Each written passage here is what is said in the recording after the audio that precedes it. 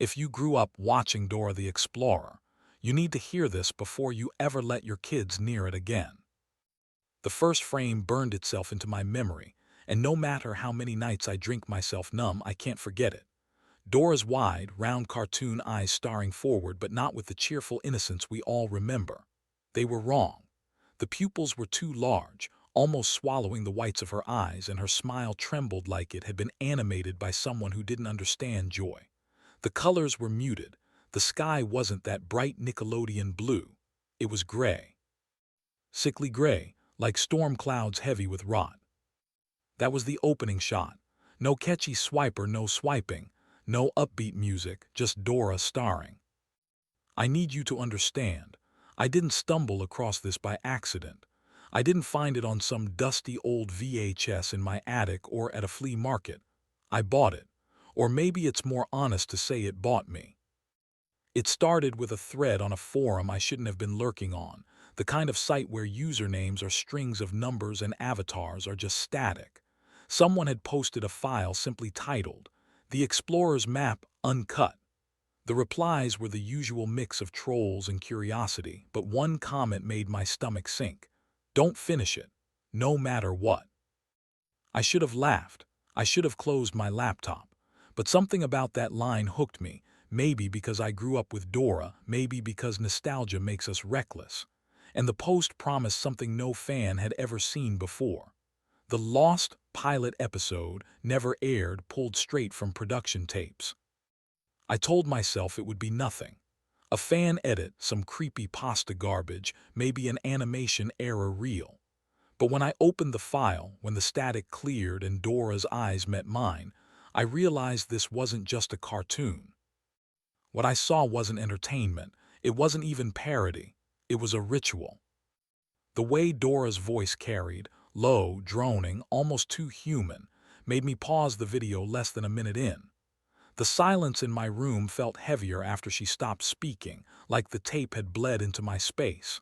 I knew I shouldn't keep watching, but I did. Because here's the thing, kids' shows have always had rumors, subliminal messages, hidden agendas, the sort of things bored parents laugh off on Facebook or that conspiracy YouTubers scream about. I used to laugh at them too. Until I found this tape. And I wish to God I'd stopped before the map started talking back. When I was a kid, Saturday mornings meant cartoons, cereal, and the kind of easy happiness you only realize you had when you're much older. For me, Dora the Explorer was always part of that ritual. I'd plop down in front of the TV with a bowl of fruity pebbles, and Dora would greet me with that sing-song, "Hola," like she was actually happy I'd shown up. The show was simple, colorful, predictable. Dora needed to go somewhere, she had a map, and along the way there were obstacles, rivers, mountains, Swiper the fox trying to ruin the fun. Every problem had a solution, every question had an answer. To a child, it felt like comfort food. Safe, repetitive. The world outside might have been chaotic, but Dora's world was always bright, and everything wrapped up in 22 minutes. But when I think back now, really think back, certain details don't feel so harmless. Like the pauses. Do you remember those? Dora would turn, look directly into the camera and ask a question. "Where's the bridge?" And then she'd wait. Not for a second, not even for 5. Sometimes it felt like she held that stare for ages, her big, unblinking eyes locked onto you while the silence stretched. As a kid, I'd shout the answer, laughing when she congratulated me. But as an adult, replaying those memories in my head, I can't shake how unnatural it was. Why did she hold eye contact so long? Why did she wait, as though she really expected me to respond? Why did it always feel like she knew I was there? The colors, too. Oh, they were bright, almost aggressively so. Grass the color of lime candy, skis so blue they looked painted on, animals that smiled with too many teeth. It was supposed to be inviting, but in hindsight it feels more like camouflage. Like the brightness was a veil, hiding something I wasn't supposed to notice. And then there was Swiper. Out of all the characters, he was the only one who felt wrong. A trickster, a thief, someone Dora always scolded with that same robotic cheer. Swiper, no swiping. But Swiper never really fought back, did he? He'd freeze mid-action, hands suspended like a puppet before retreating with that forced groan. Oh man. When I was little, I laughed every time. But now it seems like something darker. Why did he stop so abruptly, like someone hit a pause button in his brain? Why did his whole body lock up, like he wasn't resisting because he could? Back then, I thought it was just a programming quirk. Now I'm not so sure. Looking back with adult eyes, it feels less like a children's adventure and more like conditioning. Dora commanded. The world obeyed. The map and the backpack never argued, they just parroted instructions like loyal disciples. Swiper was punished, over and over, locked into a cycle where free will wasn't allowed. And we, the children watching, were part of it. Dora would ask a question and we'd answer, her script written to reward our obedience. She trained us to respond to her voice, to participate, to be complicit. Even when the answers were obvious, even when the pauses dragged too long, we filled the silence because it felt wrong not to. Maybe that's why I kept thinking about it years later. Why, when nostalgia blogs wrote cheerful posts about childhood shows, I couldn't help but feel a little unsettled.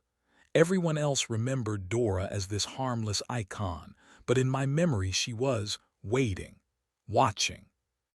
And then one night, scrolling through a forum I had no business being on, I found the first post that made my stomach sink.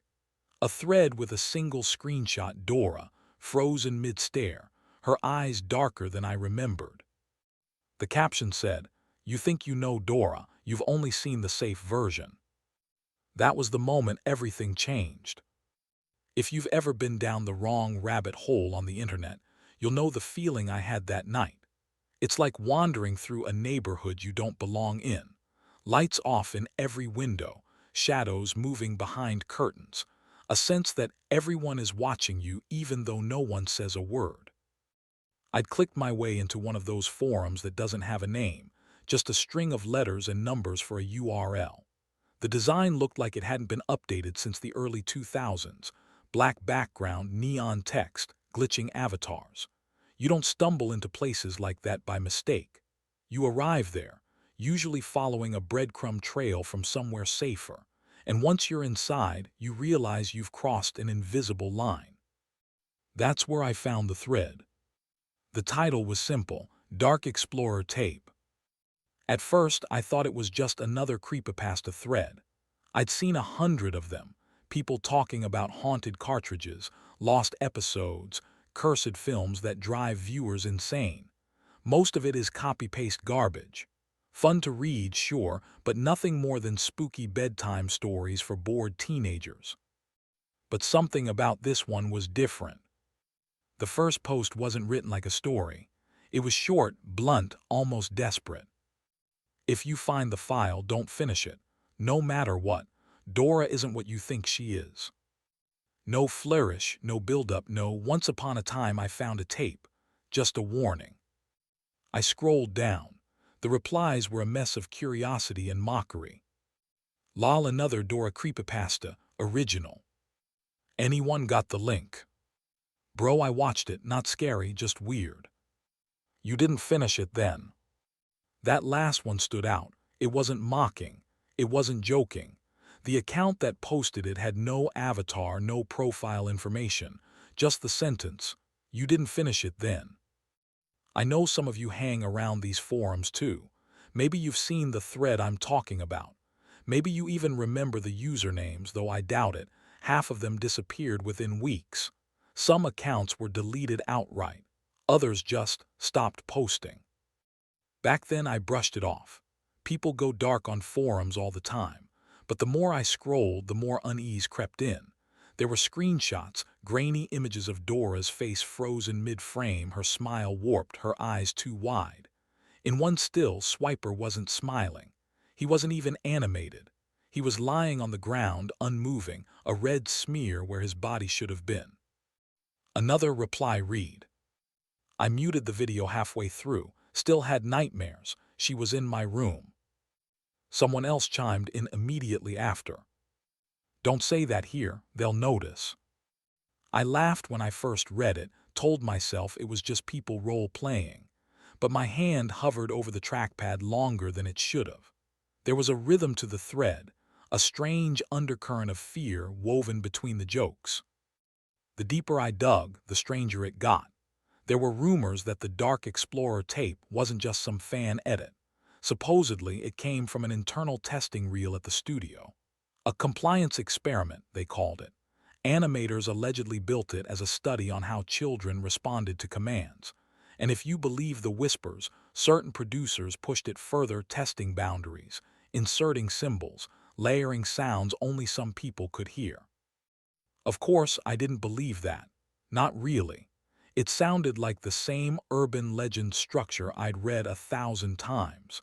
The kind of story designed to scare you, make you feel like you've stumbled across forbidden knowledge. But then I noticed something that made me sit back in my chair. The original post, the one that warned not to finish the tape, had been edited. Not once, not twice, but 3 separate times. And each edit was shorter.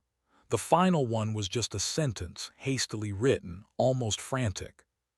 "She knows my name now." That's when I should have closed the tab. That's when I should have walked away. Instead, I kept scrolling. And at the very bottom of the thread, buried beneath arguments and jokes, there was a link. Not to a download site, not to YouTube, just a raw file. A string of numbers for a name, like whoever uploaded it didn't want to give it a title. Every instinct told me to leave it, but you know how this kind of curiosity works. You tell yourself you'll just peek, just skim, just prove it's fake so you can laugh and move on. That's what I told myself too. And that's why, an hour later, I was staring at a progress bar, waiting for the file to finish downloading. The file opened with static, that sharp white noise that scratches at your nerves, like the television itself is hissing at you. Then, just as I expected, the familiar jingle started up. Do Dora. For a second I almost laughed in relief. It looked exactly like I remembered.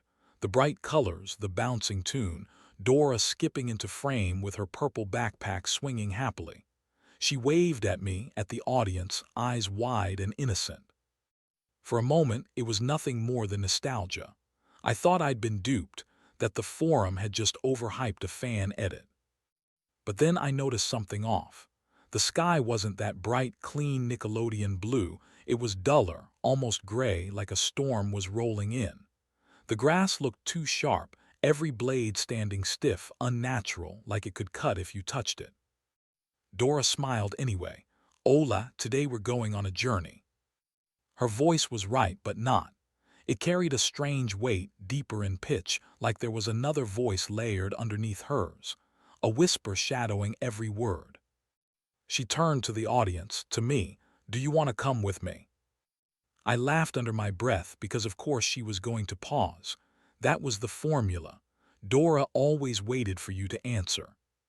But she didn't blink, not once. The silence stretched too long, longer than I remembered, and for a ridiculous moment I almost spoke aloud, almost answered like I had as a kid. And then, just as I parted my lips, the screen flickered. Dora's smile twitched wider like she'd been listening. That should have been my first warning. The episode continued. She pulled out the map, cheerful as always. "I'm the map, I'm the map, I'm the map," but the song was slower, dragging, the voice deeper. Each repetition grew louder, distorted, until it felt less like singing and more like chanting. I should have stopped when I heard the voice whisper my name. I swear I'm not making that up. Between the chants, layered low, something hissed my name, my real name, the one I use offline. The speakers crackled and I froze, staring at the progress bar at the bottom of the player. I should have clicked exit.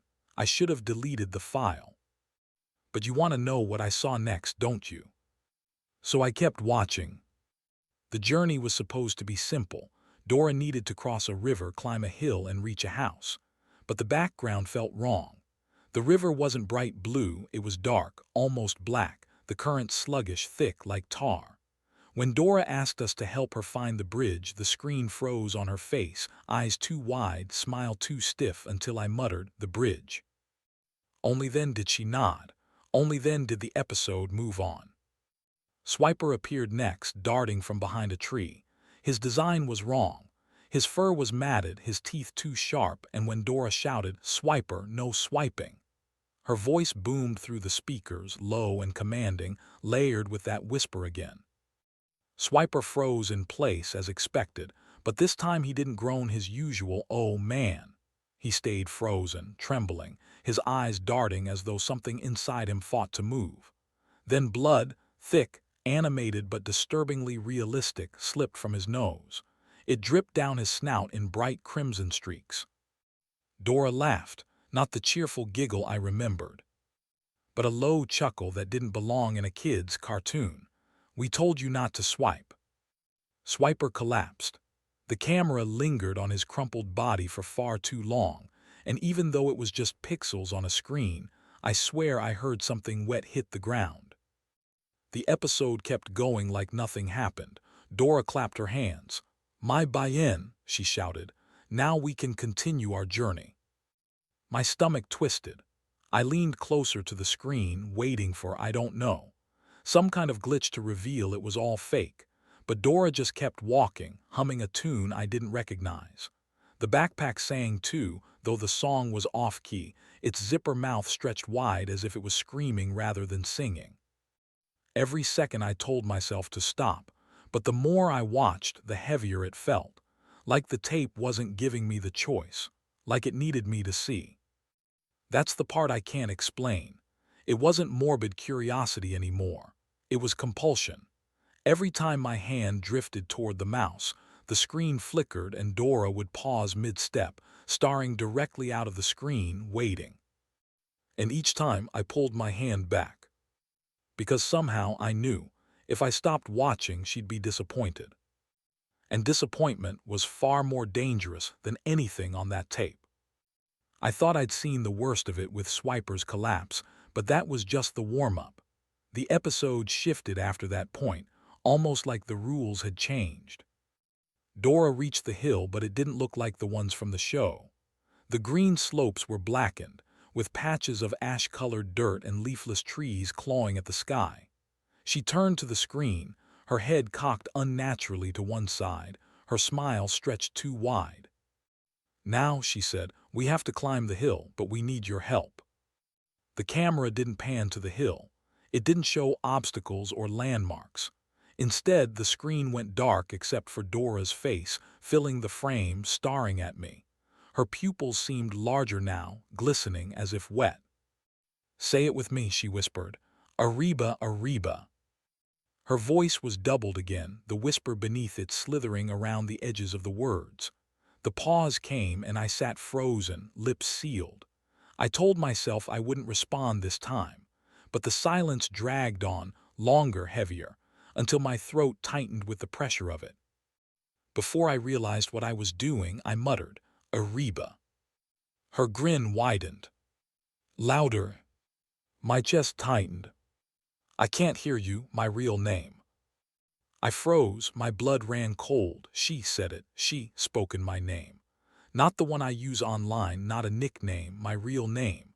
The one I've never typed into that forum, never linked to that account. The audio crackled with static, like she was pressing against the boundary of the screen itself. This wasn't a cartoon anymore. This was an instruction manual. The map appeared next. His familiar high-pitched voice was gone. Instead, it was a guttural chant, the same words Dora had whispered.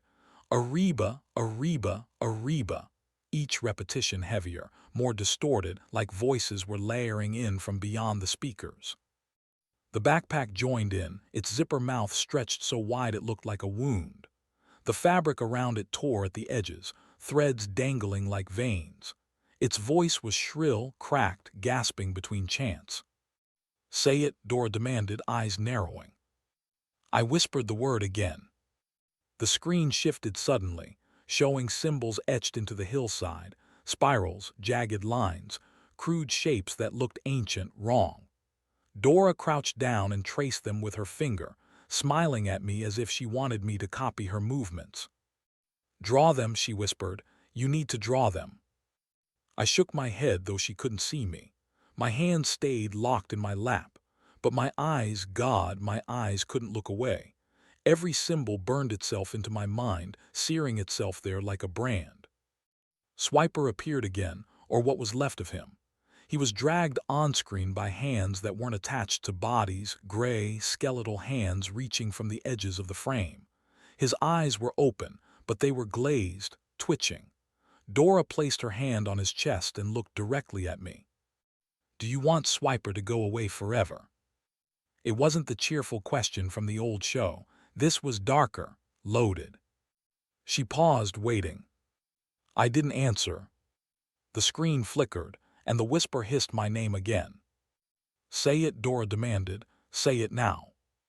I choked on my own breath, shaking my head. The map's voice grew louder. She, the backpack shrieked. Dora leaned closer, her face filling the frame, her eyes gleaming with something alive. "Say it louder. I can't hear you, my name." Against every shred of reason, I whispered, "Yes." Dora smiled. She pressed her cartoon hand down onto Swiper's chest, and when she pulled it away, there was blood. Not animated, not pixelated. Real, thick and red, soaking into the screen as though it were glass smeared from the other side. Swiper screamed once, a horrible, tearing sound, and then went limp.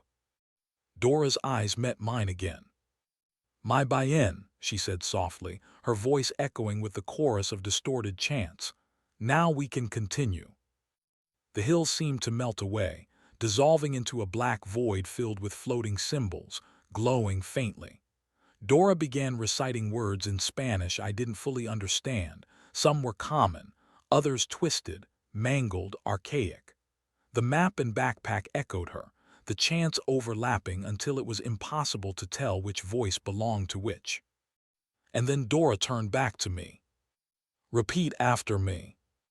The symbols pulsed brighter. The void spun. My heart hammered in my chest. I gripped the arms of my chair, whispering, "No," but the tape didn't pause. Dora leaned closer, her face almost pushing through the screen, her voice low, commanding. "Repeat after me." The static grew deafening. My speakers buzzed like they were about to blow. The whispers layered on top of each other, until it sounded like 1,000 voices were clawing their way through the audio. I covered my ears, but the words forced themselves inside anyway. I couldn't understand them all, but I knew their weight, their purpose. They weren't teaching me. They were binding me. The chanting built to a crescendo, Dora's face a blur of static and grins until the screen cut to black. Silence. And then a single scream, not Dora's, not Swiper, mine. I didn't remember opening my mouth, but the sound echoing from my throat was raw, hoarse, as if the tape had torn it out of me. And just as suddenly as it began, the video ended. Static. Black screen. The file closed itself. I thought shutting my laptop would be enough, that maybe once the screen went black, the nightmare would stay inside the file, but it didn't. That night I couldn't sleep. Every time I closed my eyes, I saw Dora's face leaning out of the dark, whispering my name with that layered, static-ridden voice. When I finally drifted off, it wasn't rest. It was paralysis. My body locked, heavy as stone, while my eyes flickered open, just enough to see shapes shifting in the corners of my room. At first I told myself it was just shadows, tricks of the brain, but then I heard it, a rustling sound, slow, steady, like fabric being shifted, zippers tugged open and shut. The backpack. I don't even own a backpack anymore, not since college, but the sound came from my closet over and over as if something was waiting for me to answer. I forced myself to stay still, convinced if I moved, I'd see it. The next morning I laughed it off. Lack of sleep, too much caffeine, the power of suggestion. That's all it was, until I walked into my kitchen and found a folded piece of paper on the table. It was a map. Not a cartoon one, not colored with crayons and smiles. A real piece of paper, jagged edges, stained like it had been wet at some point. The lines didn't make sense, spirals, jagged paths that led nowhere. At the bottom, written in shaky Spanish, were the words, Arriba, arriba, arriba. I don't own a map. That was the moment I knew it hadn't ended with the tape. From then on, the intrusions kept coming. My phone buzzed at odd hours, the screen lighting up with garbled Spanish phrases I couldn't translate fast enough before they disappeared. My TV turned itself on at 3 a.m., blaring static until Dora's faint, sing-song voice leaked through. Say it louder.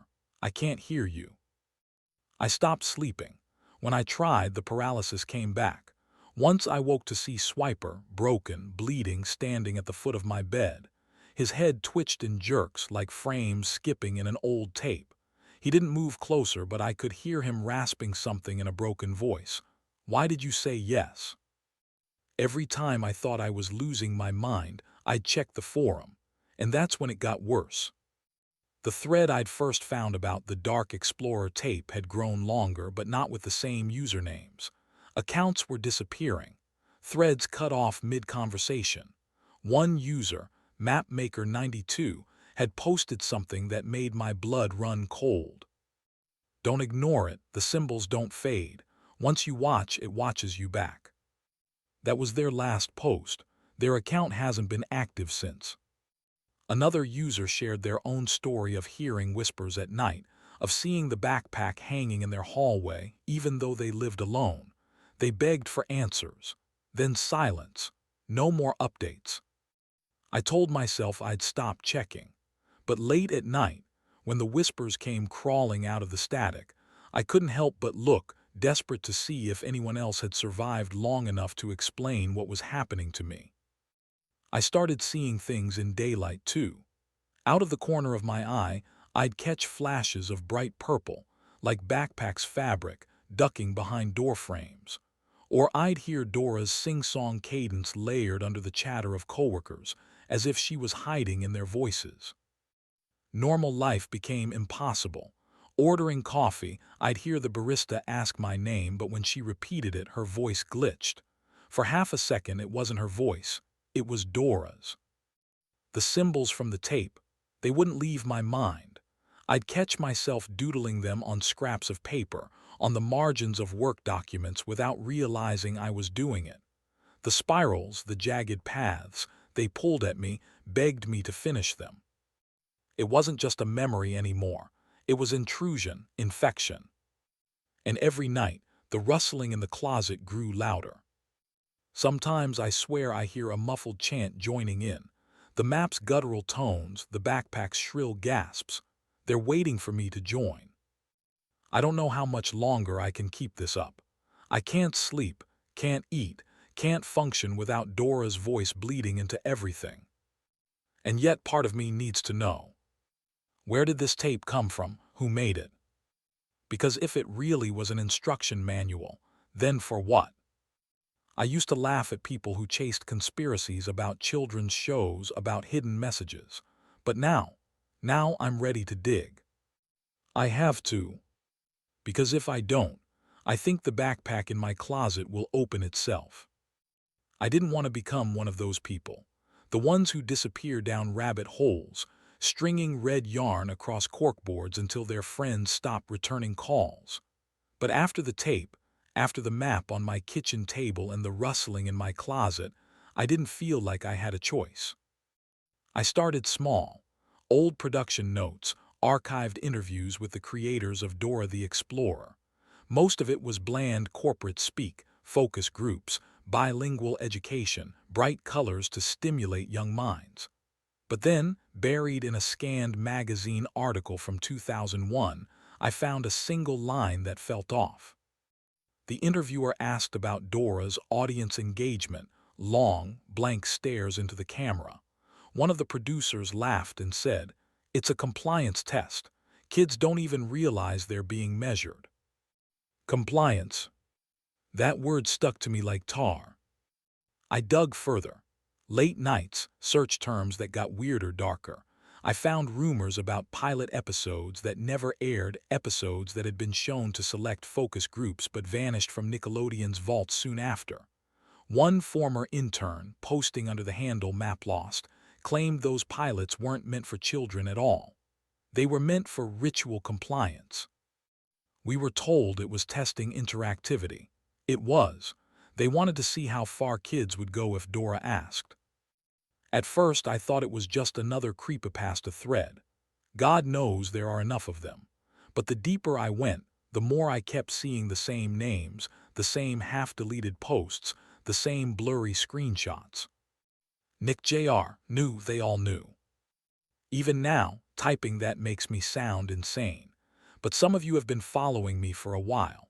Some of you remember my post about the cursed Barney tape that supposedly caused night terrors in toddlers, or the Blues Clues episode where Steve said something no one remembered hearing before. This was worse. One ex-animator, his username long deleted, had posted a story that still chills me. He said there was a forbidden pilot made before the show ever aired. It wasn't meant for broadcast. It was meant for testing. They dressed Dora differently, red instead of pink. The map was covered in symbols. The backpack only spoke when kids chanted. We didn't animate those frames. Someone else delivered them. Another comment described background images layered with Aztec glyphs, stylized hearts, knives, spirals leading into mouths. Someone else claimed the Spanish phrases Dora taught weren't random. They were fragments of old invocations, prayers. I thought of the chants from the tape, the words I'd repeated without thinking, just like a kid playing along. It didn't stop there. One thread linked to a half-broken website, Explorer Research Institute, with a single image, a girl with Dora's haircut but no face standing on a ziggurat. At the bottom, a tagline in glitchy text, "She is the guide. She takes you home." I reached out to one of the ex-employees who'd posted anonymously. No response. Hours later, their account was gone. Their other social profiles vanished. It felt like the closer I got, the faster things disappeared. One night, scrolling through an archived Reddit page, I found a post written in all caps. "Stop looking, the show is a vessel." Then it was gone, like it had been pulled mid-refresh. My nights blurred into each other. I printed out everything I found, screenshots, interviews, fragments of Spanish phrases, and laid them across my kitchen table, trying to form a timeline. There was a pattern. Early episodes, harmless, repetitive, brightly colored. Later ones, more pauses, longer eye contact, darker backgrounds, symbols hidden in trees and rocks. And then the rumored pilots, the forbidden tapes that people whispered about but no one could prove existed. I wasn't the only one who'd noticed. In one forum, a user claimed they'd worked on a Mayan mythology documentary for the same studio. They said someone from Nickelodeon had requested unused footage of rituals for background research. They called it authenticity, the user wrote. But I recognized what they used. They weren't props, they were real glyphs, real prayers. Even writing this now, my hands are shaking. I don't know if it's fear or exhaustion or something else. Because the more I learned, the more I started seeing connections. The chants from the tape matched some of the invocations described in a dusty PDF about Aztec guides to the underworld. One phrase in particular, the one Dora had made me repeat, appeared under the heading, "Open the Path." It hit me like a punch. This wasn't a show anymore. It wasn't even nostalgia. It was a vessel. And I'd let it inside me. I don't know if anyone will believe this, but if you've been following my posts, you've seen enough to know I'm not the kind of person who scares easy. I used to laugh at urban legends. But now, looking at the symbols scrawled across my kitchen wall, symbols I don't remember drawing, I'm not laughing. And if what the forums say is true, if the Dark Explorer tape was a test, then I think I've already passed. Past what, though? I'm afraid I'm about to find out. I swore I'd never open the file again. I deleted it twice, 3 times, but somehow it always reappeared. A new icon on my desktop, same name, same timestamp, like it was waiting, like it knew I wasn't finished. Tonight I gave in, not because I wanted to, because I couldn't stop thinking about it, about the map, about the whispers in the closet, about the feeling that my skin wasn't just mine anymore. I clicked the file. This time there was no intro, no theme song, no bright title card. The screen flickered once, then opened straight into the episode. Dora was there, but not as I remembered. Her hair was longer, darker, matted at the ends. Her pink shirt had faded to a dull, blood-washed red. Her eyes, God, her eyes weren't cartoon eyes anymore. They were deep brown and wet. Human. She looked older. And she was smiling at me. "You finished the map," she said, not in her usual chirpy tone. Low, measured, certain. "Now it's my turn to explore you." Her lips moved off-sync from her voice, like the audio was crawling out of the speakers from somewhere else. My whole body went cold. The camera, if it even was a camera, began to zoom. Slowly, painfully slowly, until Dora's face filled the frame. She blinked once, deliberately, and then raised her hand to the screen. I couldn't move. Behind her, the world of the show was gone. No forest, no river, no swiper. Just blackness stretching infinitely in every direction. The map floated behind her like a pale skin, blank now except for one symbol at the center, the spiral I'd been drawing in my sleep. She took a step forward. Not toward the map, toward me. My monitor's glass seemed thinner than it should have been, the glow of the screen warm, almost wet. Dora's fingers pressed against the inside, leaving streaks like oil. "You helped me," she whispered. "Now let me help you." I tried to close the window. The cursor wouldn't move. My keyboard was dead. The power button clicked uselessly under my finger. The screen pulsed once like a heartbeat. Then her head tilted, her eyes flicking past me, as though she could see the room, see the walls, see my closet. "You're not alone," she said. "Not anymore." Something rustled behind me, soft like zippers. The tape flickered. For an instant, Dora's face fractured into static, then reformed closer than before. Her breath fogged the inside of the screen. I could smell it, wet earth, copper, something sweet and spoiled. The blackness around her began to spill outward, eating the edges of my monitor. For a moment, I saw the shapes of other things moving in it. Eyes, teeth, small hands clutching at nothing. I should have looked away, but I couldn't. Because you want to know what happened next, don't you? The screen went black.